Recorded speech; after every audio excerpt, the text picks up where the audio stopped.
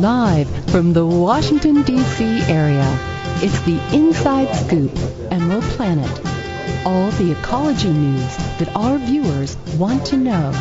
Now, here's your host, Executive Director of the Emerald Planet, Dr. Sam Lee Hancock. Hello and welcome to the Emerald Planet, coming to you from Washington, D.C. in the United States. As we look around the globe in 143 different nations, looking for the technologies, the products, the processes, and the people that are making a difference in the 21st century. We're looking at the various issues that are affecting the day-to-day lives to the bulk of the population, some 7 billion souls across the planet, and how that we move through the 21st century and do so in a way that we're actually bringing and enhancing the resources to the people and saying that because of severe climate change, the lack of water, sanitation, and energy is that we actually need to cut back. But many nations are saying is that as we join the economic world, the League of Nations, that we need to actually be doing more for our citizens, as you see in Brazil and India, China, South Africa, Russia, and many other nations. And so we're bringing the best of the best onto the Emerald Planet to come and talk with you about the various issues. And we have Gina E. Wood. She is the Director for Policy and Planning, and this is called the Joint Center for Political and Economic Studies here in Washington, D.C. And Gina, thank you for being with us. Thank you, Dr. Hancock. It's a pleasure to be joining your program this evening. Now, I have to introduce a good friend of mine who's going to be on our program in the next few weeks or months, Wilhelmine Bratton, and she's with the United States Forest Service. And she says that what Gina's doing is absolutely, totally fantastic, and you must get her on your television program. And it was almost that emphatic. And I said, okay. I, call her yes, ma'am, her Sure. proper name. But it's just fascinating what you're actually doing through the Joint Center. Tell us a little bit about the Joint Center, and then we'll get into how you're actually addressing severe climate change and what we call vulnerable communities. Sure, I'd be happy to do that. And again, it's really a pleasure to be here this evening. The Joint Center actually has been around for over 40 years. We got our start right after the passage of the Voting Rights Act in 1965. There were two very distinguished scholars, influencers, Louis Martin, as well as Dr. Kenneth Clark, were the two had the brain trust to really create the Joint Center. That's fantastic, because having 40 years, that's a long history. It gives you a chance to really prove the concept. You're moving, and not only just an entire people, but you're really moving a nation and the world forward in a very positive way. And I think you need to be praised and recognized for what it is you're doing through the Joint Center. Well, thank you. And we think we're really making a difference. Really having an impact. We first started off working with newly elected black officials, and over time we've really expanded our reach, not only to continue to support the black elected officials across the country, because interesting, I don't know if people realize that right after the Voting Rights Act passed, there were about 1,500 elected officials.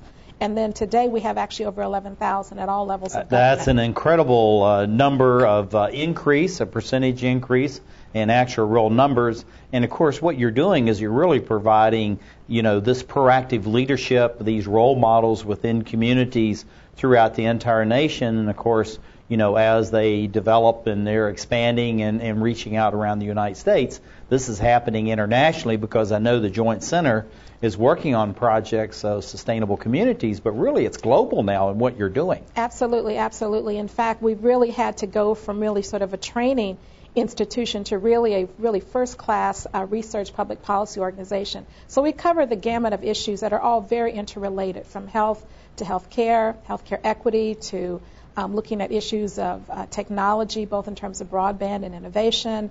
We do a lot around economic security issues. And, today, or this evening, we're talking about the work we do in terms of energy and the environment. Yeah, and very much so. And let's bring up a couple of these slides that we have. This is more the talking points, but we want our audience, since a number of them are not native English speakers, and English is a second language, so they'll give them an opportunity to see your logo and also what it is that you're doing.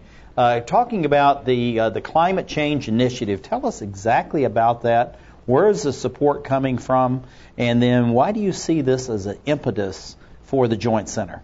Well, it's been interesting. We launched our initiative back in 2008, actually, and certainly climate change has been going, folks have been addressing that issue much longer than that. But it really now is just really gaining momentum, Absolutely. and it's Absolutely. really becoming to fore as a topic. Absolutely. And I think one of the things for us, as I mentioned, we've worked with black elected officials. The Congressional Black Caucus is one of the key organizations that we work with, and they have certainly been very focused on conservation issues for years. And I think when we had the opportunity in the United States during the last Congress to get legislation passed, we really got involved in that process. We were fortunate our funding came from the Hewlett Foundation through the Bipartisan Policy Center. And through the launch of our initiative, we established a national commission. And this commission is made up of experts from pretty much every walk, from scientists, academicians. We have folks from the public health community, folks from the corporate community, all involved in working with us.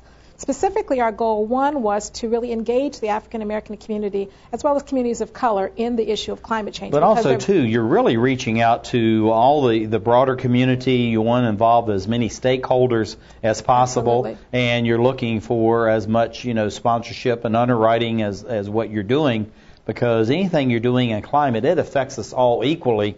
And Absolutely. This is something that we need to address as a people. Both Absolutely. within the United States and every nation abroad. Absolutely. Absolutely. And as many folks probably recognize, and particularly your viewership, is that, climate is rapidly changing, not only in the United States, but across the globe. Oh, and yeah, some of the sea impacts, level rise and the notion Absolutely. of lack of water and increased heat, which I know is one of the areas that one of our guests will be talking about in their next Absolutely. segment. So Absolutely. It really is impacting us in a very profound way. Right, and we tended, I think, for a long time assume that it was someplace else, but it's right here in our own communities.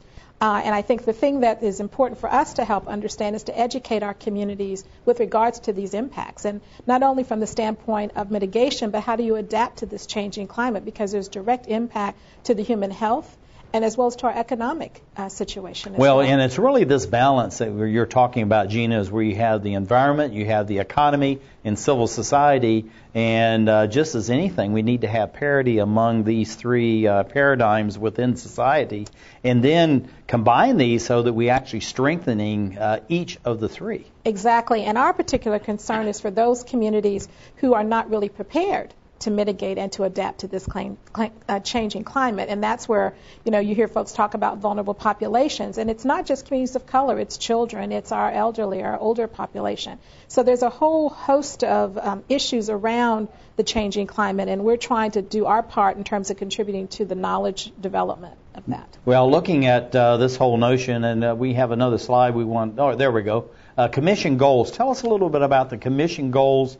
We can just go down through, and then let's take each one of these and how that really impacts the vulnerable societies we're talking about. But again, extrapolate this across the entire society. Sure. Well, of course, the first one is really trying to build a broad-based coalition. So we started that process with our commission in terms of making sure that we had a very diverse commission representing different sectors. But beyond that, we've been working with higher education. We've been working with several of the colleges here in the areas as well as around the country in terms of hosting meetings and briefings with college students and trying to really support that effort.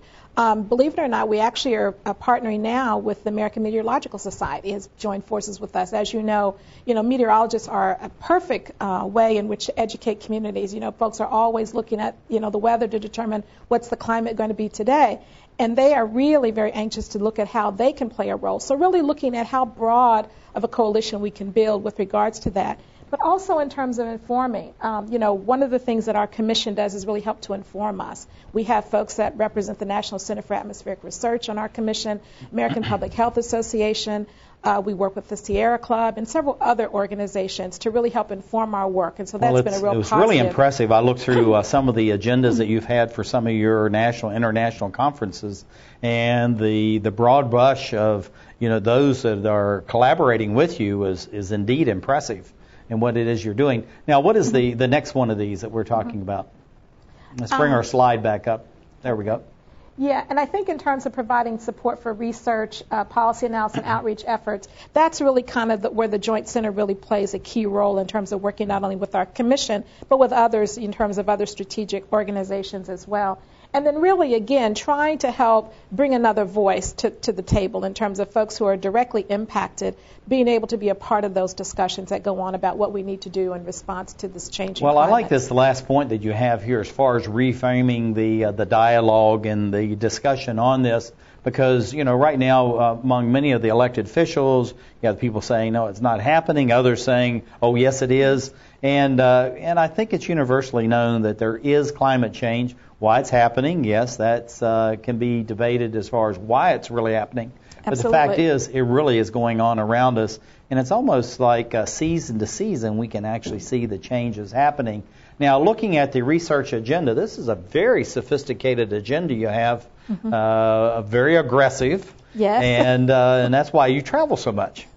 A little bit. And I think that one of the things that we're excited about is the partnership. You had mentioned Wilhelmina Bratton earlier, is really the person who really brought us together. This is United States Forest Service. The U.S. Forest Service, exactly, U.S. Forest Service. And we're so excited in terms of working with them because, the Forest Service has a national roadmap to climate change where they're really looking at issues around vulnerability assessments, they're looking at social impacts, and they're looking at how to engage the community. So when we recognized that there were such commonalities between the two organizations, we really wanted to take the opportunity to see where we could bring our forces together. And I really think it's fantastic that you're working with them. We had the special advisor to the director for climate change, and so this really dovetails and fits very neatly in what it is that we're doing. Looking at this whole thing about the public opinion, we're just about running out of time. Sure. But this notion about African Americans and vulnerable communities and their opinions about climate change. What are you finding there? Well, it's been really consistent. One of the things we did when we launched the initiative in 2008, we conducted a national poll. And as a result of that poll, the findings were just very enlightening in terms of the percentages of African Americans who really felt like climate change needed to be addressed, both in terms of what needed to happen from a public policy standpoint, but also individually. And then subsequent to that, we actually conducted a targeted state poll in 4 specific states, Missouri, Indiana, South Carolina, and Arkansas. And again, very consistent across the board. And in fact, when we released that poll, some of our partners in the Latino community also conducted a poll, and we found that both in terms of the Latino and African American community, very consistent in terms of concerns about climate change and the need to take action. And I think this is something goes across all levels and all segments of society, is that people really are concerned about the environment. We only have about 20 seconds left. What would you like to leave with our domestic and international viewers? Well, I think particularly for your international viewers, one of the things the Joint Center has had the pleasure of doing is participating in the UN Framework Convention on Climate Change. About 7 seconds. And so we hope to be able to continue to do that and work across the globe with regards to our efforts in climate change. Thank you for being with us as we look at the globe. Great. The Emerald Planet.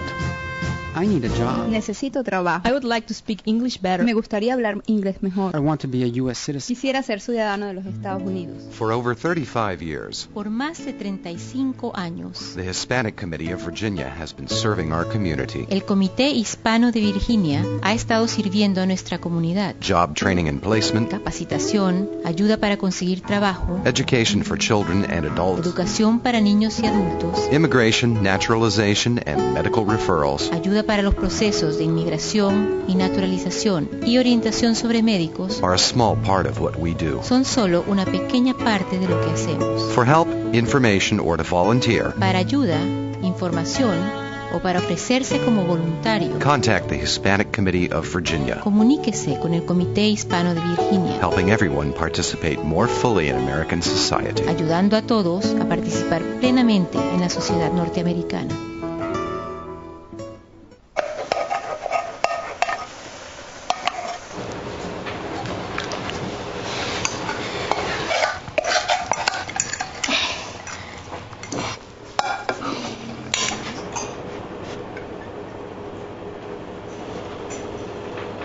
Hey, Lena, where's yours?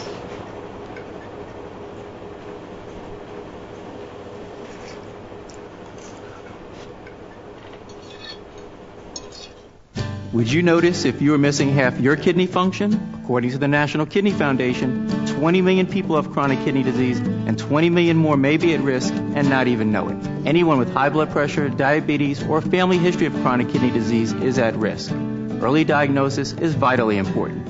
To get the whole story, talk to your doctor and visit the National Kidney Foundation at kidney.org or call for a free brochure. Because when it comes to chronic kidney disease, you might not know the half of it.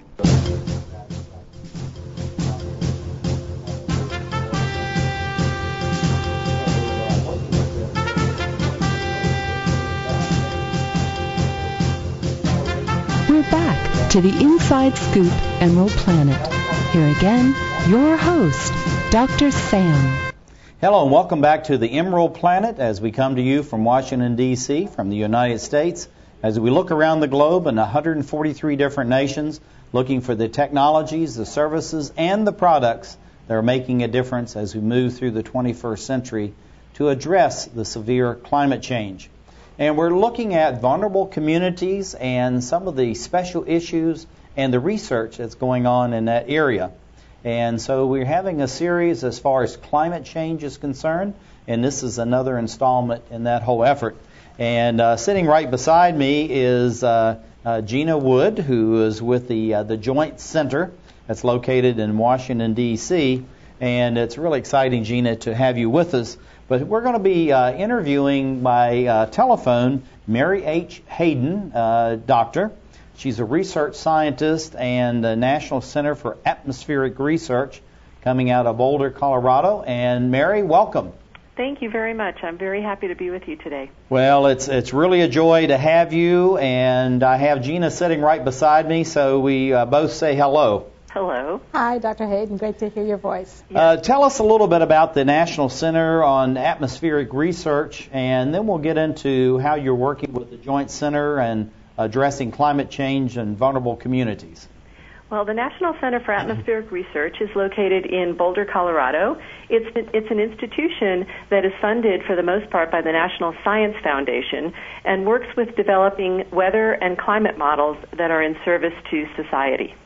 Now, how long has the National Center been in existence, and what would be some of the affiliate organizations that you'd be working with? The National Center for Atmospheric Research has been around for many decades, and we partner with over 77 universities around the United States and internationally. Part of our mandate is to partner with all of these institutions. Well, I tell you, it's fantastic. You're using that number of universities, and I'm sure that you tie in with a number of traditionally black colleges and universities in the United States. Absolutely. As well as the other established universities. And so looking at what you're doing, what are some of the drivers as far as climate change is concerned? And then what is the impact on not just vulnerable communities, but all of us as human beings here and around the globe? Well, some of the more important drivers that we're investigating at NCAR right now have to do with some macro-level environmental and social perturbations and stressors. We're looking at how urbanization is changing, how urban development affects the planet, and of course how that all interacts with population change.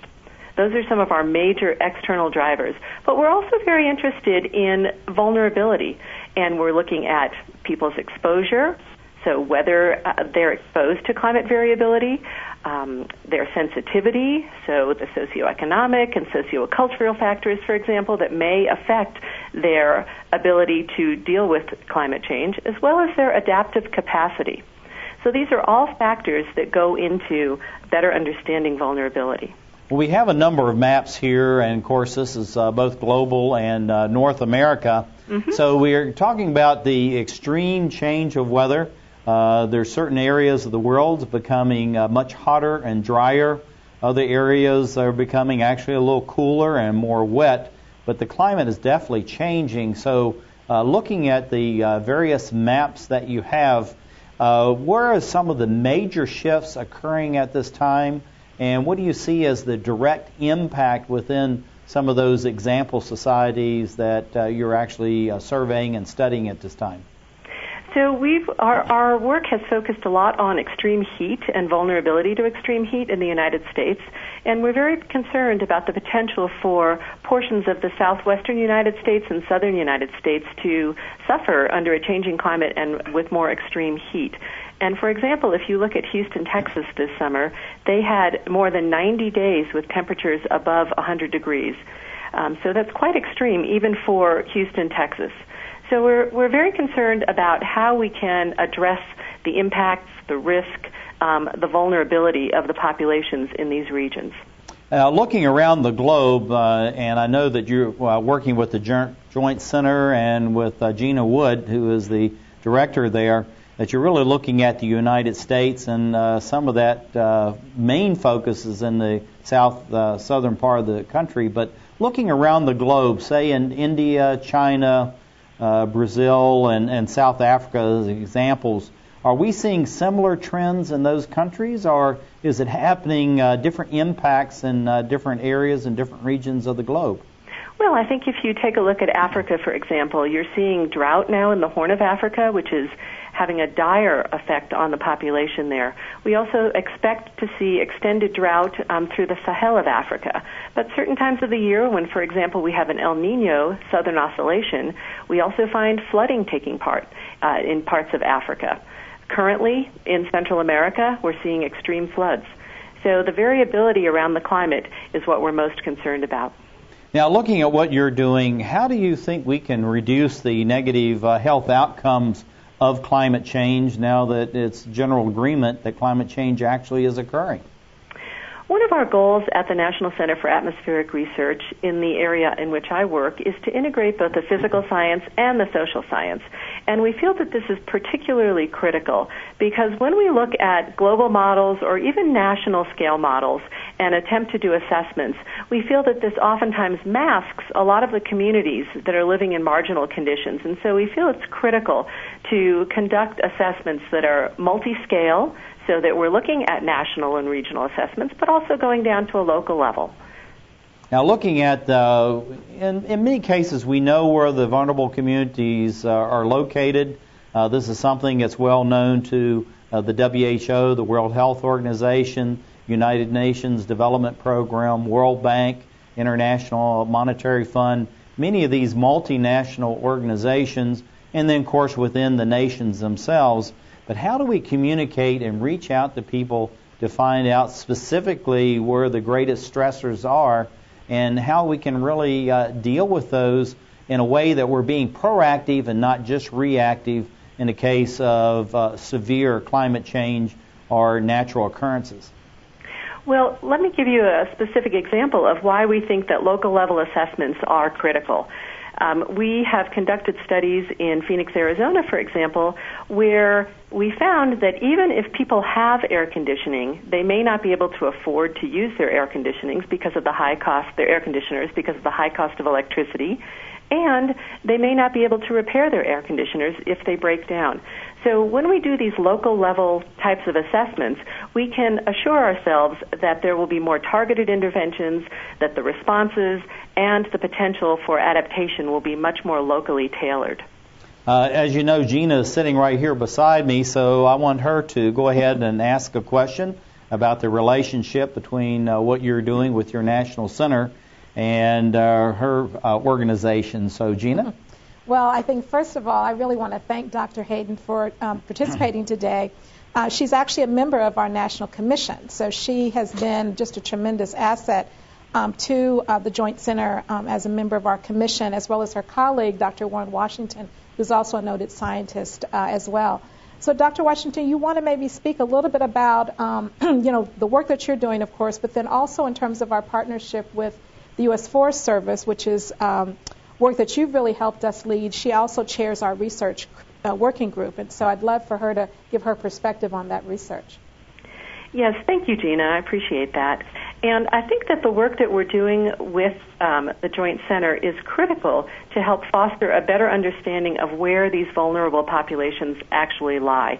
And Gina may have mentioned to you that we have a focus now that is more in the southern region of the United States and are looking at assessing the vulnerability in that region of the country. Well, looking at the extreme heat situation, of course, we know that drought is becoming widespread in the western part of the United States specifically, but many areas around the globe. What are some of the other areas of vulnerability, And how is climate change impacting on these populations, and what may come out of these studies that will be helpful? Well, one of the reasons, let me just back up 1 second, that we like to focus on extreme heat is because most people don't really know that it's the leading cause of weather-related human mortality in the United States and in many other countries worldwide. And we have some tremendous examples of mortality associated with heat. For example, in Chicago in 1995, over 700 people died. And in Europe in 2003, estimates are that more than 40,000 people died during a summer heat wave. So it's a critical area of research, not only for the United States, but for populations in urban areas around the world. But we're also interested in looking at the potential changes in, for example, the geographic range of certain mosquitoes that vector diseases like dengue fever. And we're concerned that with changes in climate and climate variability, that we may see an expanded range for these specific mosquitoes. Well, looking at that, I know that you're doing work in Mexico, and of course, we're going to have a follow-up session talking about the various countries around Africa. And we just recently had a program on malaria, but dengue, yellow fever, many other of these contagious diseases are out there. So looking at how can we address some of these issues in a realistic way, because we know about the deaths in the United States and France and other places where you have good sources of communications, people are well connected, but in many these vulnerable countries themselves, there could be thousands of people dying from extreme heat, and we not even know about it. That's right. And so I think it's very important to work locally within the countries, that I think we need to adopt a systems approach where we look at the physical and the social science when we're doing this type of research, and work with local partners to ensure the validity of the research and that the communication of the results are adequate. Looking at the work that you're doing and working with the Joint Center here in Washington, D.C., what do you think we need to be looking at, and what can we communicate to our publics both here and abroad about the importance of your work and maybe where we need to be going as next steps over the next 5, 10, or 15 years?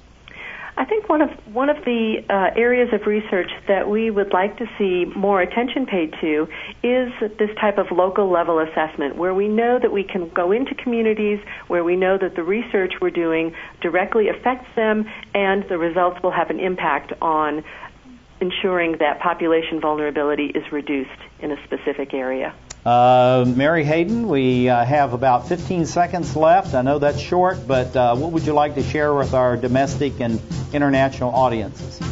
Well, I'd like to thank all of you for providing me the opportunity to speak with you today, and I'd like to particularly thank Gina for promoting the type of research that I think is essential to better understanding how we reduce vulnerability. Mary, thank you, and thank you for being with us as we create planet. Saving for retirement.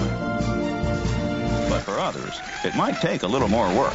And for those who haven't started, there are still things you can do to catch up. Oh, that is very articulate. Like getting out from underneath past debt. And don't get wrapped up with high-interest credit cards. Get you some eyes. Be diversified with your investments. Don't put all your eggs in one basket. Your financial goals are not out of reach. The choice is clear. For a happy ending, choose to save. Everyone with alcohol and drug addiction is in the same boat.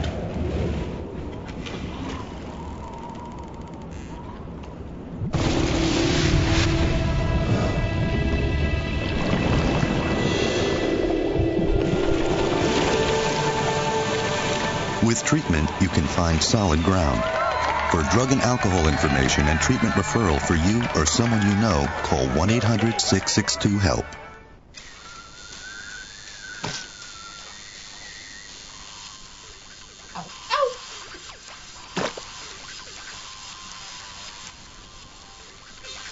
Dude, are you sure you want this tattoo? Because just do it.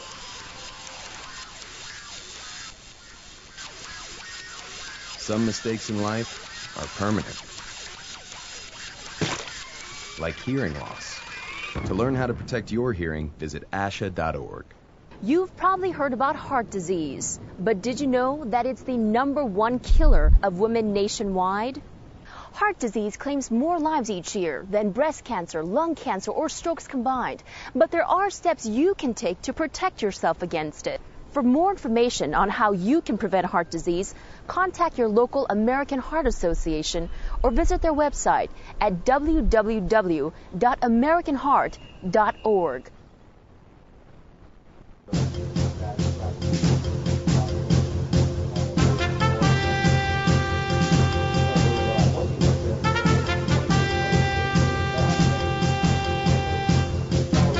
We're back to the Inside Scoop Emerald Planet. Here again, your host, Dr. Sam. Hello and welcome to the Emerald Planet as we come to you looking at 143 different nations, looking for the technologies, the processes, the people, and the products that can be used to bring about a better life in the 21st century. We're looking at the issues of severe climate change and how it impacts vulnerable communities. And we're talking with true experts that are doing the research to find out what is really going on, not just the anecdotal feedback that many people get through some aspects of the media, but what is really happening on the ground in local communities, and then taking that same information, looking at it from the national and international perspectives. And we certainly are blessed to have some of the leading experts in the United States and the world. And the gentleman we're going to be talking with now is Dr. Michael K. Dorsey, who is assistant professor at Dartmouth College in Hanover, New Hampshire. Dr. Dorsey, welcome. Thank you for having me, Sam. And I should say that Dr. Dorsey's coming to us by Skype, and so we'll be talking with him that way. And also I have Gina Wood, who is still sitting here with me. In case we lose Dr. Dorsey, we'll be able to go ahead and Gina and I will continue our conversation. So looking at what you're doing as far as Dartmouth College, tell us a little bit about the work that you're doing there, some of the research, and then we'll just go into how you're working with the joint group here in Washington, D.C. Well, thanks, Sam. What we're doing here at Dartmouth College is that we run something called the Climate Justice Research Project, and that effort has been trying to understand the various aspects of climate injustice as they play out in the larger domestic U.S. context as well as internationally and globally. How is it that certain climate impacts disproportionately adversely affect communities in this country, but also how do climate impacts unevenly affect countries around the world? And we've been fortunate enough to collaborate with Gina Woods and the folks at the Joint Center for Political and Economic Studies in D.C. And support their commission to engage African Americans on climate change. Well, I know that you're called Dr. World affectionately by Gina Wood, who is sitting right beside me, because of the international work that you're doing with the United Nations, the World Bank, and many of these other international bodies. And many people in the United States would say, well, we need to be looking at the United States, and, why are we worried about what's going on around the globe? And what would be your answer to those statements, and why do you think it's very important that we're really looking at this as a global perspective versus just within the borders of North America and the countries here? Sam, American excellence is premised on walking and chewing gum at the same time. It's premised on being able to tackle multiple problems simultaneously, both at home and abroad. And really, truly, to excel in the 21st century, I think the greatest American leaders from various sides of political aisles can rise to the challenge of working on critical issues here on the domestic front and simultaneously providing not just long-term vision and inspiration, but making serious and real commitments around the globe. And that's really the challenge that we face as we, as a country, tackle climate change, both at home and abroad, because the problems that communities here face, particularly communities of color, are large and serious. They lack resources to adequately protect themselves to the unfolding processes of the climate catastrophe that is upon us. And at the same time, communities in places like like Africa, across the African continent, they are now beginning to experience and see firsthand the very serious problems of an unfolding climate catastrophe. The effects of extreme weather plague those on the African continent and those on the margins there, just as they do those in places like Texas, Louisiana, Arizona. And we know in those places the individuals that are most harmed and are harmed first and most happen to be poor, white, African American, Latino members of communities that don't have the resources to respond to the unfolding crisis. So we've got to do both things, work domestically and internationally, and we've got to do that with vision and vigor and real resources. Well, looking at the climate change, of course, it goes across all nations, all regions, and all peoples. And I think that's what you're talking about, Michael, is that we really need to be cognizant of that. You're coming from a very well-known, internationally recognized college, university, Dartmouth College. And why would the college be involved in this kind of outreach activity and have someone such as yourself to be working with, say, the Joint Center in Washington, D.C. and a number of the federal agencies, but also these international bodies such as the World Bank, the United Nations, and others, coming from a place in New Hampshire? Well, Dartmouth College is really fortunate enough to have not just a world-class faculty across the many disciplines, but we also have a really amazing and world-class faculty in environmental studies. It's one of the oldest environmental studies programs in the Ivy League. It's one of the largest environmental studies programs that focuses particularly and exclusively on the undergraduate population. So the college has really made a commitment at the institutional level, not just at the level of our program on environmental studies, but also at the level of the President's office to support amazing research by world-class faculty tackling environmental problems that are taking place, again, both domestically and internationally. Well, I think we're all blessed to have you, Michael. And as you know, Gina Wood is sitting right beside me, and in case we lose you by telephone. And so I'm going to let her pose the next question, since the two of you are working closely together through the Joint Center and your work there at Dartmouth College. Well, thank you, and thanks, Michael, or Dr. Dorsey, for being on the program this evening. One of the things I want to say about Dr. Dorsey is that he has been a tremendous asset and friend to the Joint Center in terms of helping us to really shape our work. So he has been a tremendous resource to us, and really want to thank you for that. But Dr. Dorsey, as you know, we're approaching the United Nations Framework Convention on Climate Change, as well as the Rio Plus 20 next year. And I'd like to kind of get your sense about what you see coming out of either of those efforts. Well, really, there's tremendous promise as we go into the negotiations in about a month's time in Durban, South Africa. That's the 17th conference of the parties, the countries that are involved in shaping the future of the United Nations Framework Convention on Climate Change, the world's climate treaty. And then we have another really amazing opportunity to recommit the world's nations to an agenda of green economy and sustainable development and tackling climate change at the United Nations Conference on Sustainable Development, which is sometimes called Rio Plus 20 because some folks like myself were there 20 years ago for the first Rio Earth Summit, which was called the United Nations Conference on Environment and Development. And these two events really mark opportunities for not just the world's nations, but for peoples to voice their opinions about the future of their economies, the future of environmental policies in their backyards. And I would direct your listeners and your viewers to a couple of websites. One where stakeholder communities, non-government organizations are coming together is the stakeholderforum.org.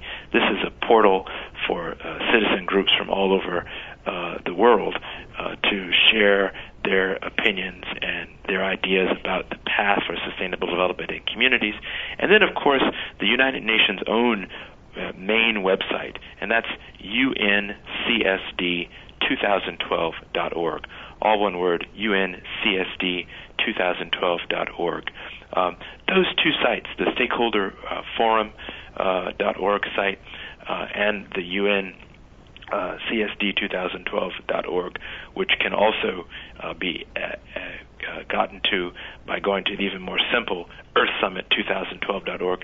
They are the portholes for which the world's people can put their opinions forward, can track those negotiations if they can't get to Rio, if they can't get to Durban, and really engage. And actually, coming up in just a few days, a really important opportunity for both citizens and, of course, governments. Governments are already inputting their opinions. But on November 1st, the 1st of November, the first of the coming month, the UN has set the deadline for people to comment on the texts that are going to be under negotiation over the next 5 months going up to Rio and following on the Durban conference. And no one watching or listening should take this lightly. This is a serious request by the United Nations to hear from citizens and citizens' organizations and certainly governments. Governments are already submitting their comments into that process. So it's a really important opportunity to really not just renew but deepen and continue not just a conversation, but continue moving the ideas forward. And the deadline is going to be November 1st, but the process will continue across the next 6.5 months as we go into the negotiations in Rio. Michael, looking at what's going on around the globe, we only have about a minute and a half left, so this will need to be quick.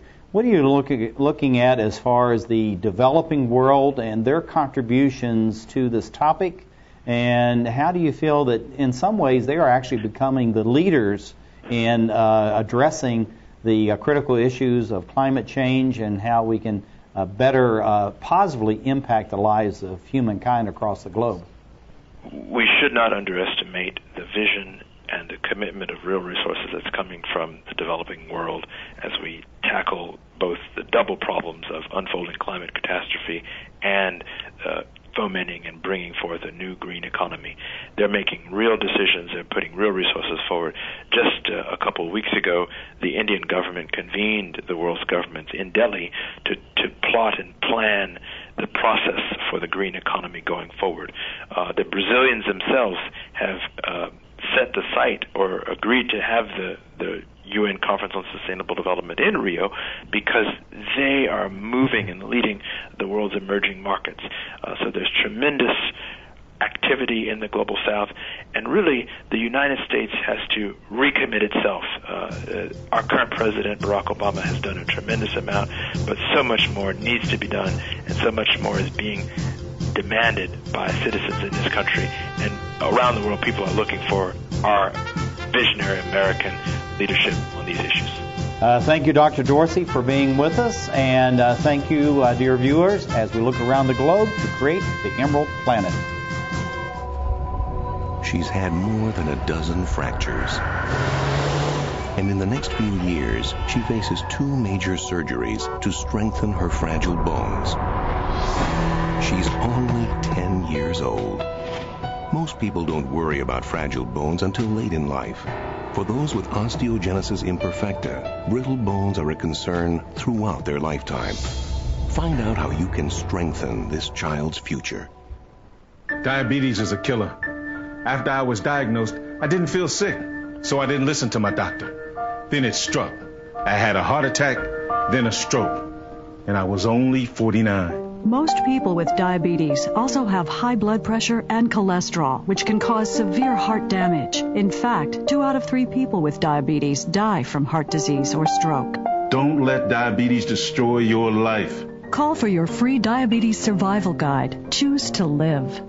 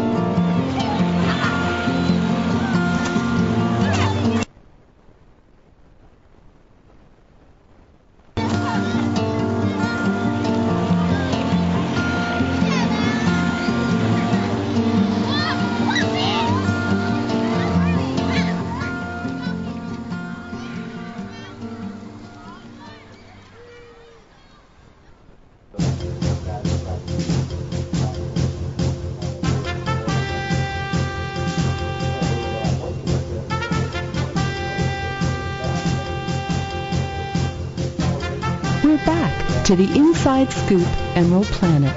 Here again, your host, Dr. Sam. Hello and welcome to the Emerald Planet as we come to you from Washington, D.C. in the United States as we're looking around the globe in 143 different nations, looking for those 1,000 best practices, the technologies, the services, the products that can be used on a day-to-day basis to bring about a better life for all on the planet. And as we're looking at the planet, we're looking at those that are here today and how are we planning and bringing about a better world as we move through the 21st century. It's not something that we can just do today and then politely forget about it or put it by the wayside, but we actually need to address this on a day-to-day basis. And so we've talked with some of the leading experts in the United States that are looking at vulnerable communities, climate change, and now we're going to be switching gears a little bit, and we're talking about a gentleman who's literally going to be running around the globe, working with the Emerald Planet and what's called the Great Global Friendship Run. And part of this, actually a great part of this, is going to be looking at sustainability, sustainable communities, and what can we do to address all those issues of health and education, water, sanitation, and many of the other things that make a better life for all of us. So Howard Groves is sitting beside me, a senior executive, is also a Rotarian, and very much involved in that, and working to represent a gentleman by Stan Cottrell, who is well known, been at this for a long time. So tell us, Howard, what is the Great Global Friendship Run? Wow, do I have 3 days? Do I have 15 minutes? You have 13 minutes, actually. I was kidding, of course.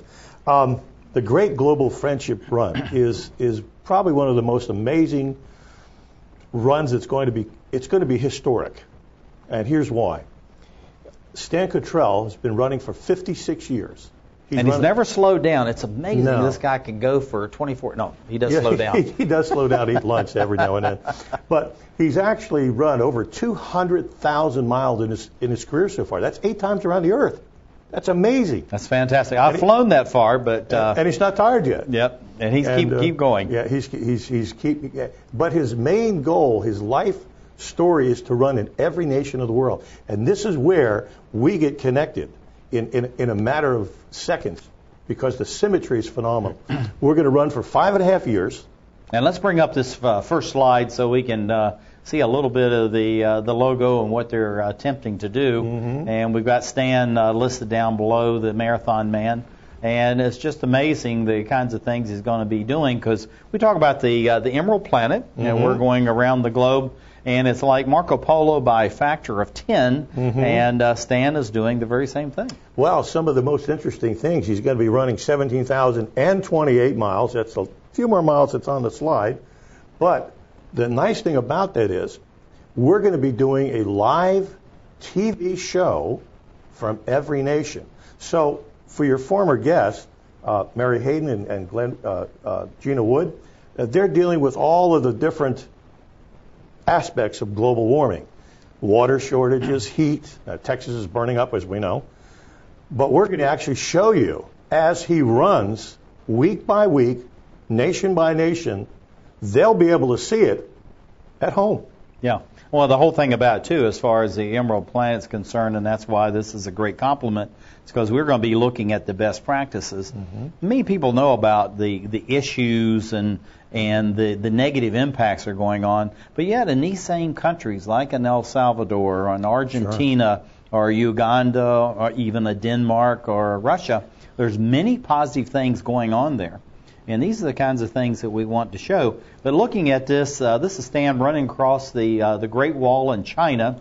Yes. And so we're jumping around the globe because he's going to be doing things in many different countries.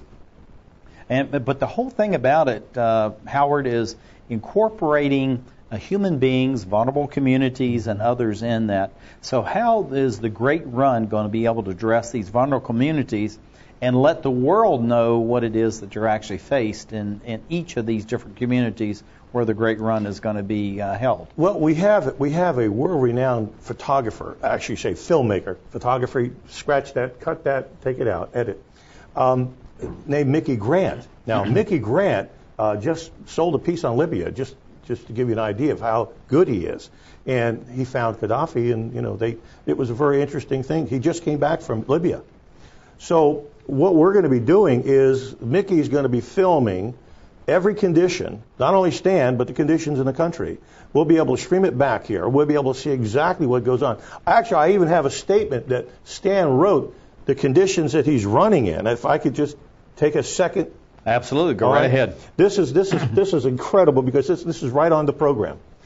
Environmental issues and running to succeed are mutually interdependent. In my career, spanning the globe more than 8 times, running across 38 countries so far, I've experienced the impact of man's insensitivity to Mother Earth. My body's been sidelined by E. coli infection, salmonella poisoning, and this last one I almost can't pronounce. But he actually got that from eating fish, which you could die from. Most people die. It's CIGUATERA poisoning. Cigarette. I have lived for weeks in environments where regional policy dictated that water could only be turned on 4 days a week because of shortage. I have lived in the aftermath of cholera outbreaks and had leaders cry to me, if you want to help, dig us a well. Don't come here and take a picture. Well, the whole thing about it is just like with Emerald Planet starting back in 1973 and looking around the globe at all these various issues. It's one thing to just talk about that and do the research, but the other thing is actually to live it and live it on a day-to-day basis, and that's why we need to be very cognizant of what's going on. But looking at these various photographs, and these are just phenomenal faces that we have, looking at these children, what are some of the things that they're seeing that Stan wants the world to be able to see? Well, these children here, what happens when Stan runs in each country? It just excites the entire nation. It brings them up. He's run in China alone with millions, literally millions, running with him. And they have this, it's like a little child running. There's no political, there's no religion, there's no nothing. It's having more fun than a barrel of monkeys in one day. And then at the last mile of the run, the dignitaries, the special runners in that country, famous, they get to run and get their picture on TV. So we're not only just impacting what we're doing, we're impacting the country, and we're bringing, like you are, we're actually one of your affiliates, right? I believe. Absolutely. And best practices, we have a platform to bring best practices to the world to every nation. We're going to be building a website for every nation of the world to do these best practices. So we want to integrate what you're doing with what we're doing. We're going to take several years, ending up July 7th, I believe, is the end here in the Capitol, 2017. That's absolutely fantastic, and that's what we're looking at as far as the Emerald Planet, the next 5 to 7 years, interfacing with people in all these various countries. And it's just really interesting as far as what these young eyes will be seeing. And this is what I really love about these photographs, is that we need to be able to see the eyes, see the world through the eyes of a child. And through that, we actually understand the reality of how people live on a day-to-day basis. Right. So these are scenes actually from across the globe, many continents, many countries. And so some of the things that Stan is doing, I know that you're setting up this portal, the website. Yes, we are. Talking about the various things that are going on, best practices, the products, the services, the technologies. What are some of the other things that Stan wants to be able to get at during the great global friendship run? Wow, that's one of the greatest things. Anybody that's involved in health, we're going to have a whole section on our websites dealing in each country to assist them in health matters. So not only is it, because we know they have global concerns with heat, and we have disease, we have bad water, we have energy loss, we have all this. We're going to bring the health factor into this because, again, Stan is a runner. He's currently taking a product called, if I can I mention the name? Well, we don't do all right, any we don't promotions. do product. That's fine. He's taking a great product now that makes him run like a 35-year-old, and he's actually 68. So we're going to bring the health aspect to every nation of the world with us. And that is going to be fabulous because when you bring health and you teach people how to live a little bit better, maybe, and cook better, eat better, that type of thing with good water, which the type practices that your company is going to be doing, it's working symmetrically all the way along the entire run there. Well, the whole thing is to be able to tie in the very best practices possible, because, you know, one of the issues, as you know, Howard, from the work that you've done and the travels you've made around the globe, is that many nations have just deforested themselves because of using it for cooking and lighting and heating, and where they're now using solar and then also using wind turbines, low-flow hydro, and in these solar ovens that are out there. There's just actually many technologies, very inexpensive, and it's not only just what's been developed in North America, but also one of our colleagues from Siemens in Germany is working on what they call these plant cookers, using the native oils that they have, like palm oil and coconut, jatropha, and all these other things. So there's many ways to get at this. But again, looking at addressing severe climate change, yes, it's very complex. Yes, it's very political. Very big. But at the same time, just like these photographs we have in front of us, we need to look at through the eyes of a child about what are they facing on a day-to-day basis. So looking at the underwriting capabilities, I know you're looking to collaborate with organizations around the globe. What are some of the other organizations besides Emerald Planet that you're collaborating with? And we only have about 1 minute left, so this needs to be quick. Oh, my goodness. That's just a few short ideas. Ones. Wow. I have a list, but I don't have it with me. It's a big list. No, you don't need a whole list. I know. Well, anyway, we'll take you off the hook. Yeah, all right. Looking at this whole thing, I have as to far get to as my list on that's that all one. right, no problem. It's very complex. Stan and his views. We only have about 30 seconds left. What does Stan want to communicate to our domestic and international audience? Well, the main thing is friendship, and that goes beyond. Because you see the children in their eyes, it's friendship. They just love to run. There's no war, there's no tsunami, there's no earthquake. They just love life as it is, and you can see it in their eyes.